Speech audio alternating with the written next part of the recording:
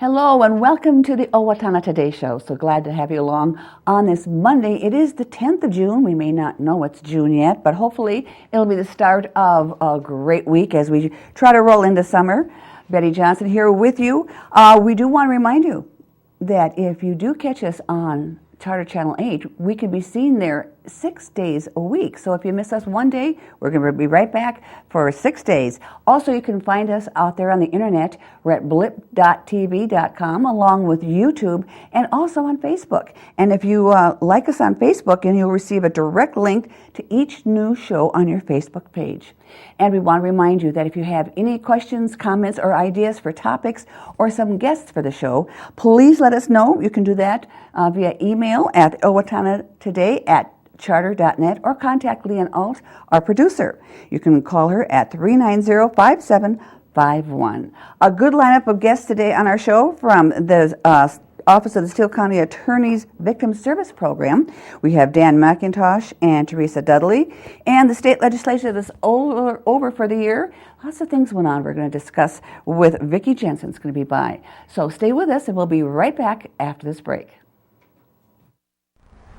I'm Dan Branstad of Carlson Branstad and Company, Certified Public Accountants. We support the Owatonna Today Show.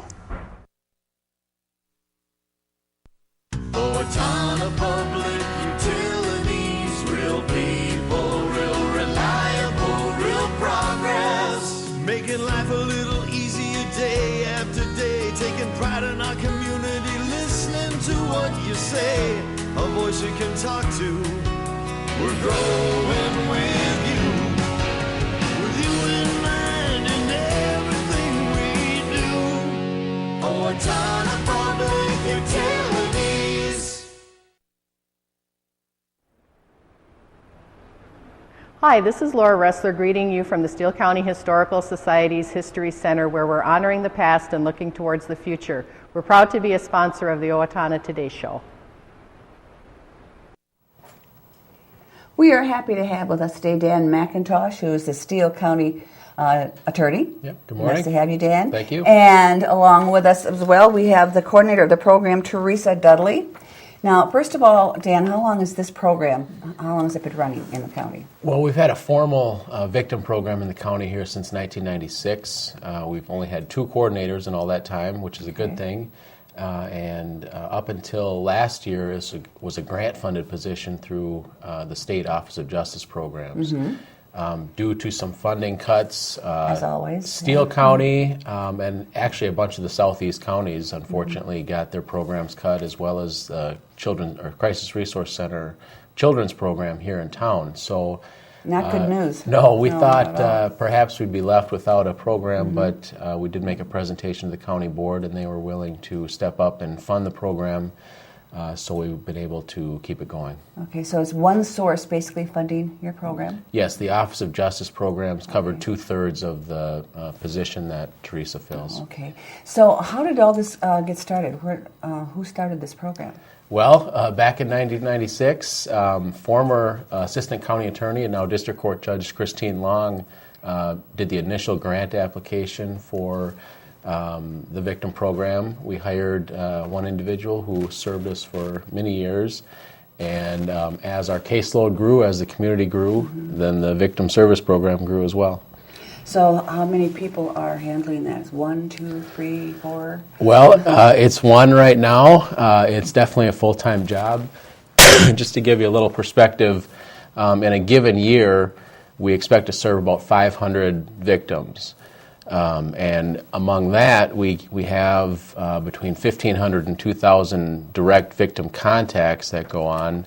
And that doesn't count businesses or government agencies, so it's individuals, the majority of those Steele County residents who have in one way or another become crime victims. Victims of a crime, that's a broad spectrum. Do you focus on just a certain area, or how is it, how do we know if we qualify for your assistance, and what type of crimes basically are the victims, victims of that seek your assistance? Well, I provide service to general crime victims, so those crimes could include domestic assault, any other assault, burglary, OFP violation, and theft. that is what? OFP? Oh, I'm sorry, that's an order for protection. Okay. So any crime that involves a person.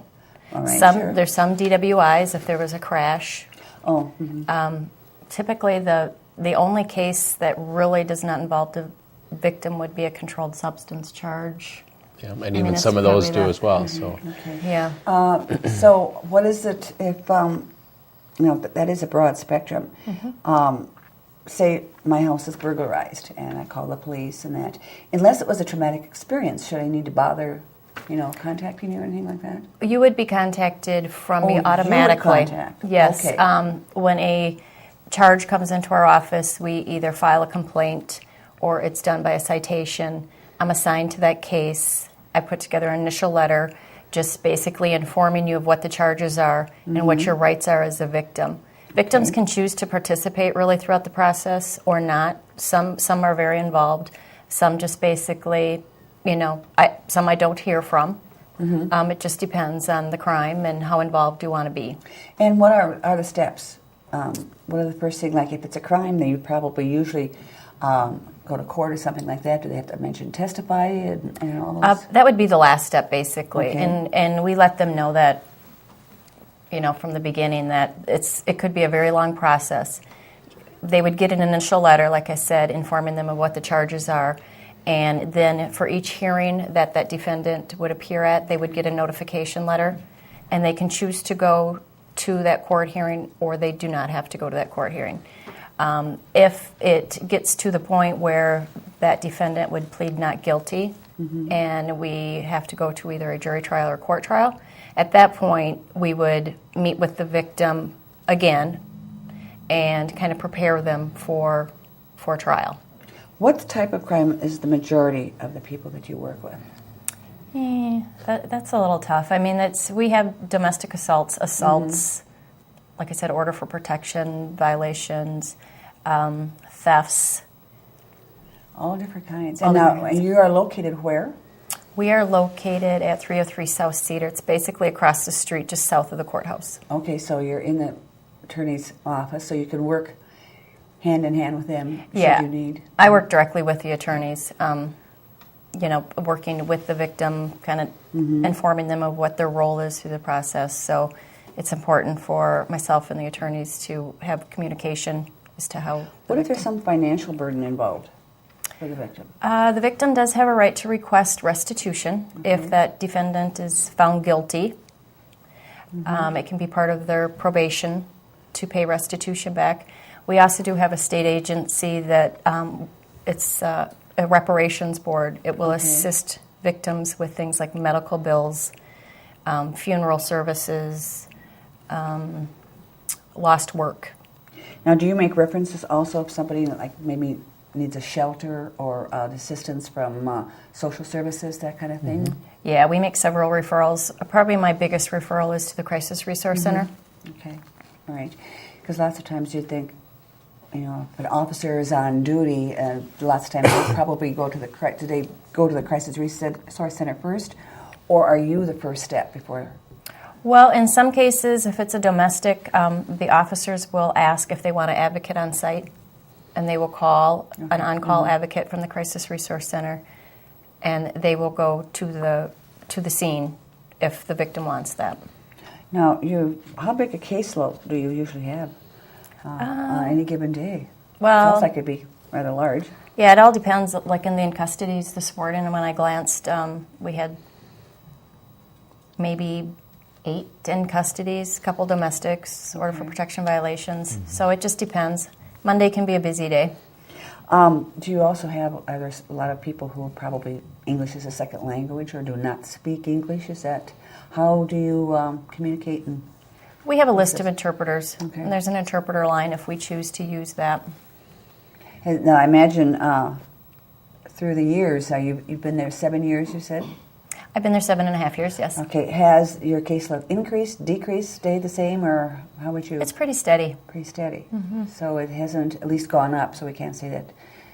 Or has crime gone up in Steele County in that respect? Yeah, we've hit some historically pretty high numbers the last 2 years. We're only halfway through the year, so things can really change, and we don't want to project too much, but like 2012 was our third busiest year in terms of criminal cases. So almost all of those have a tie into a direct victim.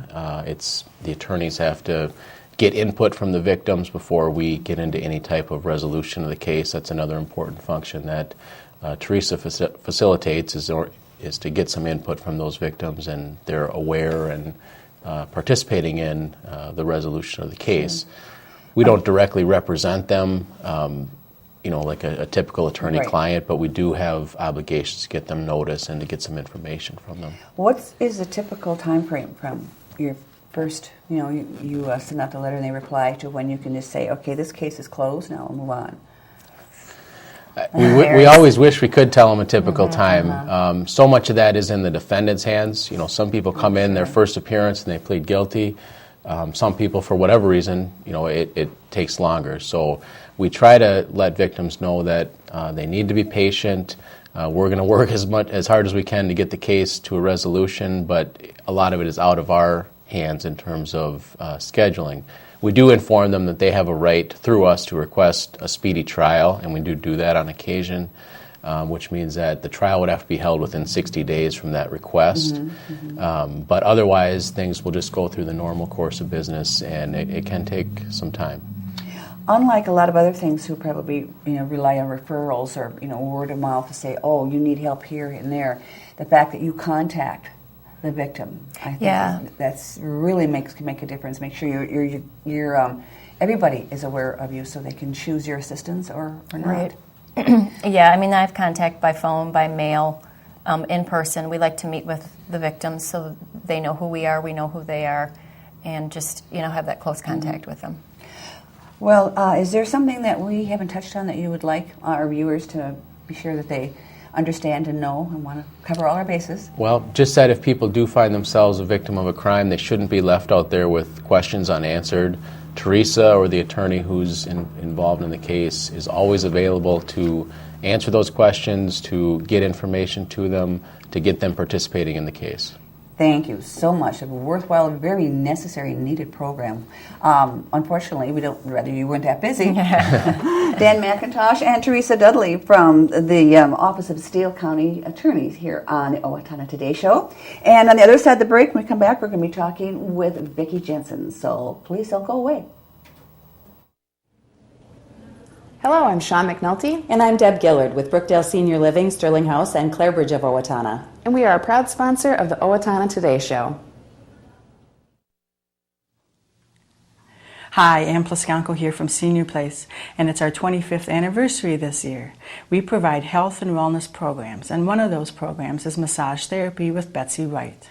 Yes, Repose Massage can give you pain and stress relief naturally, so make an appointment today. Yes, and find out all the other programs and services we have to offer and join Senior Place today. Have you talked to your teen about marijuana lately? Maybe you should. Regular marijuana use can sap a teen's motivation to learn. Users do not live up to their potential and drop out of positive activities. Marijuana affects memory and learning and stays in your system for weeks. Marijuana also affects judgment and perception.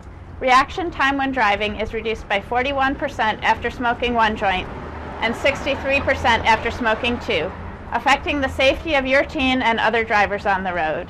You need to talk to your teen about the effects of marijuana use. It's not just a harmless high. For more information, please contact the Steele County Safe and Drug-Free Coalition.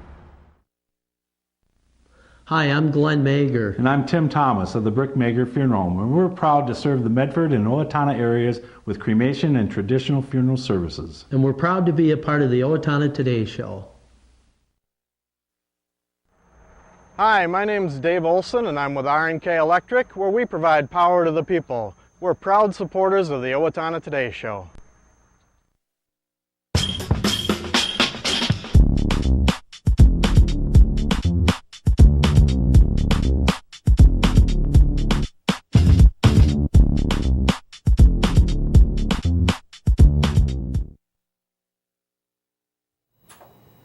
We are back now with State Senator Vicki Jensen, brand new State Senator Vicki Jensen, who just experienced her first year in the state legislature, a rookie year. That's right. So how do you think it went? Personally for you, how did you feel about it? I mean, you were excited, nervous, and... You know, I've been on the show a couple times, and it's good to be back. I always enjoy these to let people know what's happening. Mm-hmm. But what I said earlier is I felt like I belonged there from the beginning when I showed up on the floor, and it just continued that way. I enjoyed so many different parts of being a legislator, and it is all year long, and that's why I continue to do and hold my second Saturday events once a month, every second Saturday of the month, just so that I can get out there and hear from people and try to be responsive and that kind of thing. So what do you think are probably the major things that the state legislature did that was a help, or some probably misses, some hits and misses? Sure. Well, in the state legislature we have what's called a biennium, and that means that everything runs over 2 years. So the first year of the biennium is a budget year. So that's what we focused on primarily this year, is to make sure we get that budget done. The focus was on making sure that we're making up for a deficit that we still had, and doing investments in some other things. How big is that deficit? $600 million. Okay. $600 million that we had to make up. Now, is that considered large? I mean, to me, it sounds huge. Not for what we have been experiencing in the last few years. That isn't. We're going the right direction. We're getting better economic indicators. We're getting some more money in, and that's the way Minnesota works. And that's why I focus primarily on reform when it comes to taxes and how we collect revenue, because in Minnesota we base most of the way we collect revenue on formulas, and a lot of that is based on how well we're doing in the state economically. So this year focused a lot on budget reforms and tax reforms to try to broaden a sales tax base versus just collecting on income or property taxes. All right. There were several things in the tax bill that I agreed with, but there were also some things that I had some problems with, and it ended up that I wasn't able to vote for the bill. The main ones were, when the Senate passed their bill off the floor, they included a third-tier tax instead of the fourth-tier tax, and I really felt that dipped too low and impacted too many people negatively. So when it came back from conference committee, they call it came back, it did have the fourth tier. And I guess I'm okay with the fourth tier, especially if we're using that income that we're generating, that revenue, and giving it to things like LGA. I'm a big supporter of LGA. I think our cities and counties and townships need to have some of that revenue to maintain the level of service that we expect. And I also, what they did is they reinstated the renters refund credit that was taken away 2 years ago. That will make an average, of $100 and some higher for those people. Plus, they did that for regular homeowners too. Okay. So the impact should be a property tax decrease. Okay. But we'll see how it actually turns out, and we'll all have to watch and make sure that impact is there. Local governments are going to get some money. And that should keep school districts are going. We increased the formula for the school districts, about $78 the first year per student in the districts. Hopefully that will mean that our property taxes won't continue to go up, but they've doubled in the last 10 years. So we have to do something. If you're to ask people what they remember most about the past legislative session, they would have to say the gay marriage. Sure. What now? There's states who have passed this, and then they've revoked that. Is that a possibility, or is it here to stay, or what it can happen with that? Well, most of the research that I did on this subject, as most people know, when I ran, there was a question on the ballot for people to take a vote on whether or not we should set a definition of marriage, because within our laws we have hundreds of laws that revolve around whether or not you're married. And so a big question I get is, why does the government want to be involved in this? Well, we chose to be involved when we write legislation that includes the word marriage and then not describe it. So I understand why we were doing that. But through that process, I was able to talk with people and have a conversation about how they felt and could do some research on my own to how I believed. And so what the conversations happened once this particular bill was introduced, and it involves civil marriage, and that's what it says in that particular bill is civil marriage. Mm-hmm. So looking at it from that perspective, I look to a lot of these states that you're talking about that have gone through the process and are further along. And in particular, the clarity that I got from the decision from the Iowa Supreme Court, they had put a definition on their constitution, and then that was taken to the Supreme Court at their state level, and that state found that that action was unconstitutional. So reading through their description and their summary of why they chose that way, I really began to understand my total responsibility as a legislator. It's not just to be a direct representative of people that have certain ideas. It's to also be responsive to our Constitution. And what they said is that we really can't have religious views from individuals or groups in our laws and in our legislation, because that goes against the very foundation of separation of church and state. Yeah. So, and I believe that. And the other thing was that the equal protection part of the state constitution and our national U.S. Constitution means that you can't exclude people if you can't find a reason to do that. And the state of Iowa found that they couldn't find a reason to do that. I don't think we're probably done with that yet. Well, I'm sure it's a conversation that will continue. Well, the thing that impacts me the most is when people say they're just a minority. How can they have the ability to make these kinds of changes? And I say that's why democracy works, is because it does allow people that are in a minority to have a voice and have a say, and it allows other people that aren't part of that minority to actually have a say on that particular issue as well. And that's what democracy is all about. Now, you personally, what is it that you put your stamp on the first legislative session that you were at? Well, I did. Well, I enjoyed it very. I was vice chair of commerce, so I had the ability, and I actually got to chair a lot of the committee's direct impact on a lot of legislation that came through that committee. I passed 6 bills that went through the committee process and passed off of the floor. Did you author any yourself? Yeah, these are the 6 bills that I authored. Yeah, okay. I had 6 bills that I authored. 2 of them were directly related to the Office of Justice Programs that you had on earlier, orders of protection, the victims, creating a stronger system for that, and also putting in a study on restitution, because what we're moving more to a standard across the state, so victims will be able to understand that. And the other thing that I passed a bill that had to deal with broad form indemnity. I'm an insurance agent by trade, so some of that experience has come in very handy.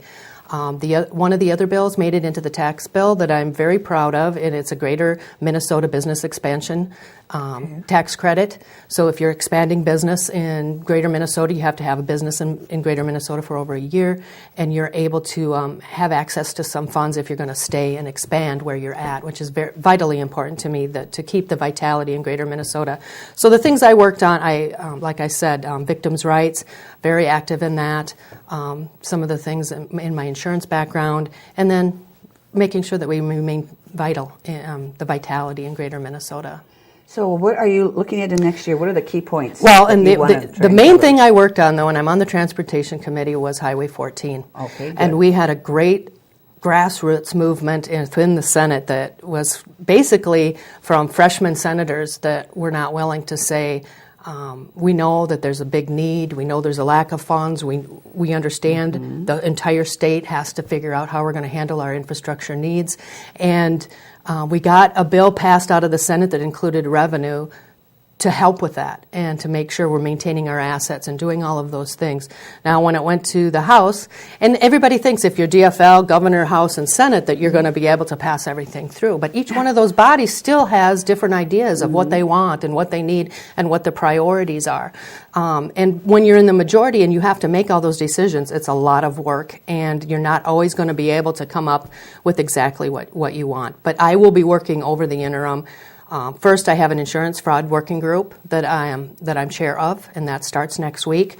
I am going to continue to do what I can for Highway 14. We got Corridors of Commerce and $300 million put into that program. basically due to the advocacy of a lot of senators that really felt we needed to do that. And then, like I said, I'll hold my second Saturday events and make sure that I'm being responsive, writing responsive laws, and making sure that even things like where people are negatively impacted by rules and regulations, which are different. So yeah, and that's a broad spectrum as well. So. Right. Well, it's always fascinating to have you along. I wasn't here this winter, so Sure. I had to catch up. Myself, Sounds and good. we look forward to you coming back, and hopefully before the next session, and you can give us more of an update Absolutely. as to what it's going to be. We look forward to next year. Sounds great. Thank you. Our freshman state senator, Vicki Jensen. When we return, we have lots of announcements we want to pass along. Hi, I'm Amy Martinez. And I'm Adam Martinez, owners of Snap Fitness in Owatonna. Snap Fitness is a fast, convenient, and affordable fitness center, and we're proud supporters of the Owatonna Today Show. Everyone deserves opportunities to have a good life, a quality education that leads to a stable job, enough income to support a family through retirement, and good health. But the reality is, many children fall behind, many families are struggling, and many others are in poor health. United Way's goal is to find long-term solutions. Thanks to a grant from the Otto Bremer Foundation, we're hosting community conversations this year to address these issues. If you'd like to join us, please call our office. Hi, this is Barry Gillespie, president of ERA Gillespie Real Estate, where our pledge is to save you money, save you time, and simplify your life. And we're proud supporters of the Owatonna Today Show. We do want to remind you, in case you have forgotten or did not realize, that the Harry Winger Marching Band Festival is this weekend. Hopefully the weather will be perfect for it. It consists of 12 performing bands, and they do perform. If you've never seen them, they stop in the street. They have a wonderful show that they put on, and they're judged and awarded in different categories. Some local bands. Owatonna will be in that as well, not competing, but they'll be in it. The first area they're going to be at is going to be up by Trinity Church, and then down a couple of blocks in the area of Pillsbury. And then the judges' stand is downtown there by Federated and in that area. So anywhere along there would be just great to find a seat, mark your territory. You may have to do that early and catch that.